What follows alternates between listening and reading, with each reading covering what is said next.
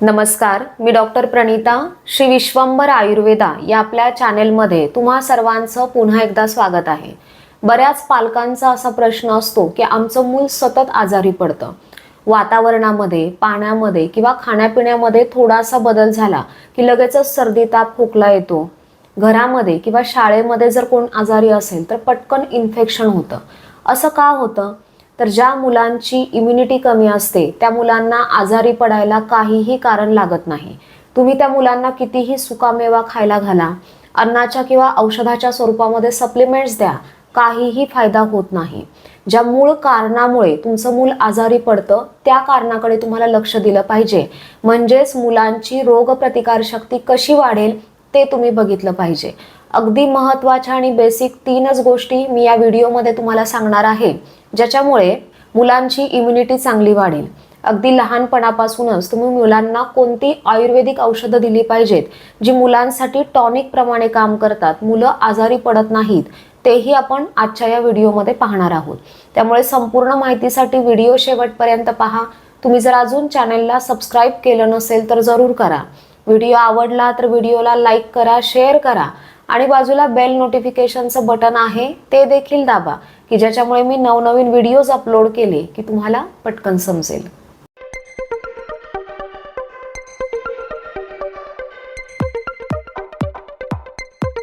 रोगप्रतिकारशक्ती वाढवणारी सर्वात महत्त्वाची पहिली गोष्ट आहे आहार। अगदी नुकत्याच जन्मलेल्या बाळापासून ते वयोवृद्धांपर्यंत तुम्ही काय खाताय त्याच्यानुसार तुमचं शरीर बनतं, सर्व धातूंची निर्मिती होते। त्याच्यामुळे आहार खूप महत्त्वाचा आहे। नवजात बालकाचा सर्वात महत्त्वाचा आहार असतो आईचं दूध। आपण 6 महिन्यापर्यंत बाळाला फक्त आईचं दूध द्यायला सांगतो, कारण ते नैसर्गिक लसीकरणाप्रमाणे काम करतं।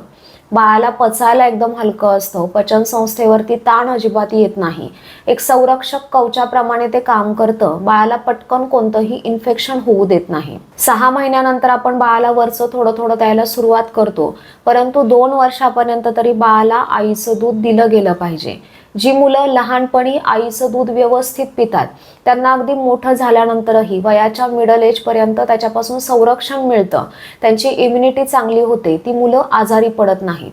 त्याच्यामुळे ज्या आयांना दूध असूनही त्या बाळाला फीडिंग करत नाहीत त्यांनी एक गोष्ट लक्षात घेतली पाहिजे की आपल्या चुकीमुळे आपली मुलं आजारी पडतात।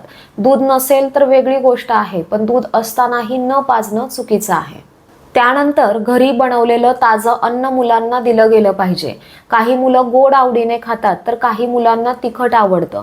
त्याच्यामुळे आपापल्या मुलाच्या आवडीनिवडी बघून त्याच्याप्रमाणे पोषक पदार्थ मुलांना बनवून दिले पाहिजेत। स्पेसिफिक हेच पौष्टिक आहे, यानेच तुझी इम्युनिटी वाढेल, हेच तू खाल्लं पाहिजे असं तुम्ही लहान मुलांच्या बाबतीत करू शकत नाही, कारण जर तुम्ही त्यांना जबरदस्तीने खायला घालाल तर ते त्यांना पचणार नाही। त्याच्यामुळे जे मुलं खातील ते त्यांनी आवडीने खाल्लं पाहिजे आणि त्यांना ते व्यवस्थित पचलं पाहिजे, तरच ते त्यांच्या शरीरासाठी पोषक ठरणार आहे।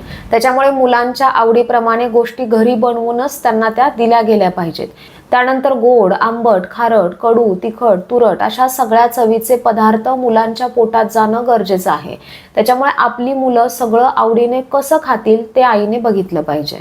तुम्ही सीझननुसार फ्रेश फळं दुपारच्या वेळेस मुलांना देऊ शकता। फळांचा ज्यूस देण्यापेक्षा फळं चावून चावून खाल्लेली कधीही चांगली। पण मुलांना सर्दी, खोकला, दमा किंवा इतर कफाचे त्रास असतील तर मात्र फळं अजिबात द्यायची नाहीत। त्यात केळी, पेरू, सीताफळ ही फळं भयंकर कफ वाढवतात। त्यानंतर कफाचा त्रास असणाऱ्यांना दूध, दुधाचे पदार्थही अजिबात द्यायचे नाहीत, कारण दूध, त्यातही म्हशीचं दूध हे भयंकर कफ वाढवतं।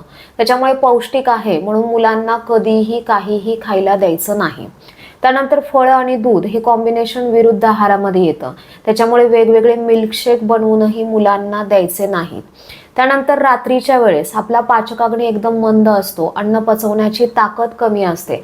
त्याच्यामुळे फळं, दूध किंवा इतर जड पदार्थ रात्रीच्या वेळेस मुलांना द्यायचे नाहीत, कारण ते व्यवस्थित पचले जात नाहीत आणि त्याच्यामुळे मुलं आजारी पडतात।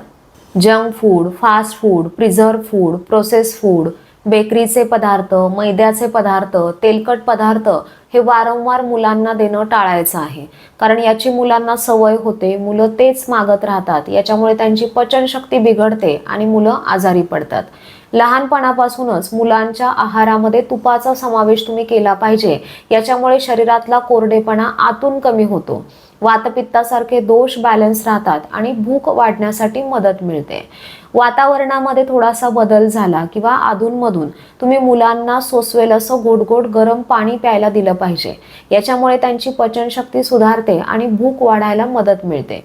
इतर वेळेस तुम्ही उकळून गार केलेलं पाणी मुलांना द्या, जेणेकरून खराब पाण्यामुळे जर मुलं आजारी पडत असतील तर ते टाळलं जातं. हे तर आपण आहाराच्या बाबतीत बघितलं. आता रोगप्रतिकारशक्ती वाढवणारी दुसरी महत्त्वाची गोष्ट आहे लाईफस्टाईल. म्हणजेच मुलांचं डेली रुटीन व्यवस्थित असेल तर त्यांची इम्युनिटी चांगली वाढते. या रुटीनमध्ये मुलांना थोडंसं तेल कोमट करून संपूर्ण अंगाला हलक्या हाताने लावलं गेलं पाहिजे, मालिश केली पाहिजे, अभ्यंग केलं पाहिजे. या ठिकाणी तुम्ही तिळाचं तेल, खोबरेल तेल, मोहरीचं तेल किंवा जे तेल तुमच्या भागानुसार अवेलेबल असेल ते तेल वापरू शकता किंवा इतर औषधी तेलं तुम्ही वैद्यांच्या सल्ल्याने वापरू शकता. आपल्याकडे लहान बाळांना तेल लावून नंतरच अंघोळ घातली जाते, कारण याच्यामुळे त्यांची इम्युनिटी वाढते, ब्लड सर्क्युलेशन सुधारतं आणि नर्वस सिस्टीमवरती चांगला परिणाम होऊन मुलं शांत झोपतात, शांत खेळतात. त्याचबरोबर अभ्यंगाचे इतरही भरपूर फायदे आहेत, ते माझ्या बऱ्याच व्हिडिओमधून मी तुम्हाला सांगितलेले आहेत. मुलं मोठी झाल्यानंतर दररोज अभ्यंग करणं शक्य नसेल तर आठवड्यातून किमान 3 वेळा तरी अभ्यंग त्यांनी केलं पाहिजे. याच्यामुळे त्यांची इम्युनिटी वाढायला मदत मिळते. त्यानंतर या चांगल्या रुटीनमध्ये मुलांची रात्रीची शांत व्यवस्थित झोप होणं महत्त्वाचं आहे. ह्या झोपेमुळे शरीरातील कमतरता, वीकनेस भरून निघतो.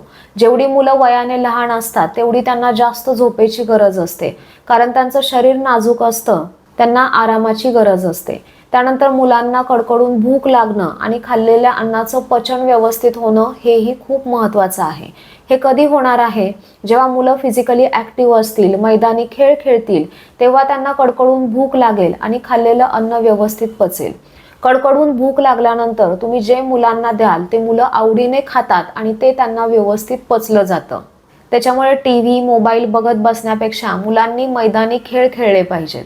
आता इम्युनिटी वाढवण्यासाठी अगदी लहानपणापासूनच मुलांना कोणती आयुर्वेदिक औषधं दिली पाहिजेत जी मुलांसाठी टॉनिक प्रमाणे काम करतात? तर पहिलं औषध आहे सुवर्णप्राशन.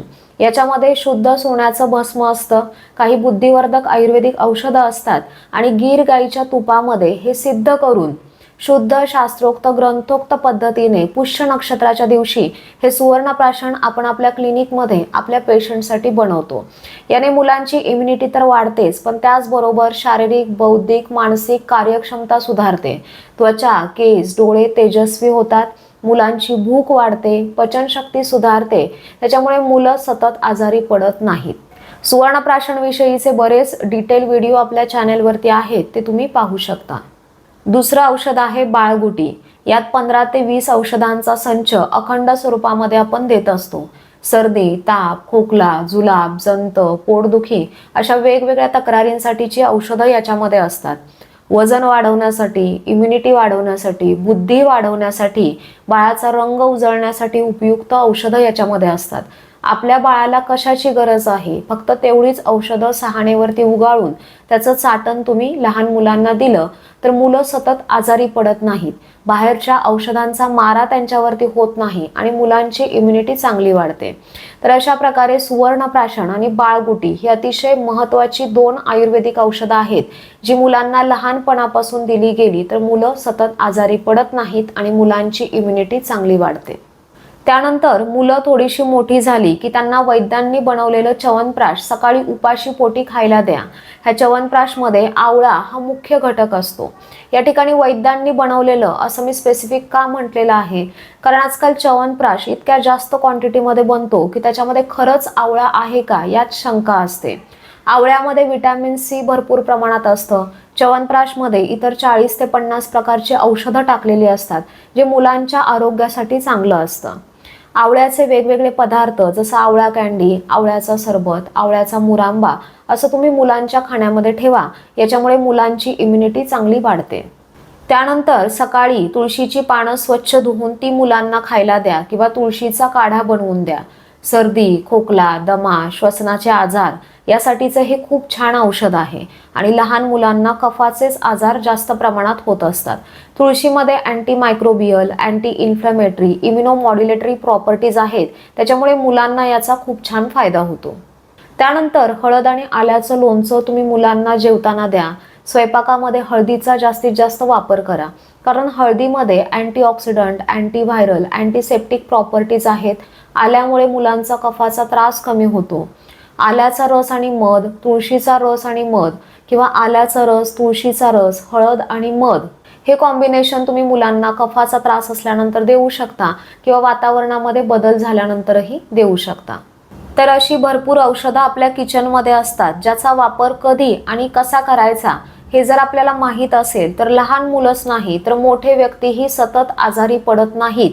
त्यांच्यावरती औषधांचा मारा होत नाही आणि त्यांची इम्युनिटी वाढायला मदत मिळते. जर तुमची मुलं सतत आजारी पडत असतील, त्यांची इम्युनिटी कमी असेल, तर या व्हिडिओमध्ये सांगितलेल्या गोष्टी जरूर करा. हा व्हिडिओ जास्तीत जास्त लोकांपर्यंत शेअर करा, जेणेकरून ही उपयुक्त माहिती सर्वांनाच मिळेल. तर हा व्हिडिओ तुम्हाला कसा वाटला ते कमेंट करून सांगा. या व्हिडिओविषयी काही शंका तुमच्या मनामध्ये असतील तर त्या देखील कमेंटमध्ये नक्की विचारा. पुन्हा भेटूयात नवीन टॉपिक सोबत नवीन व्हिडिओमध्ये. तोपर्यंत धन्यवाद.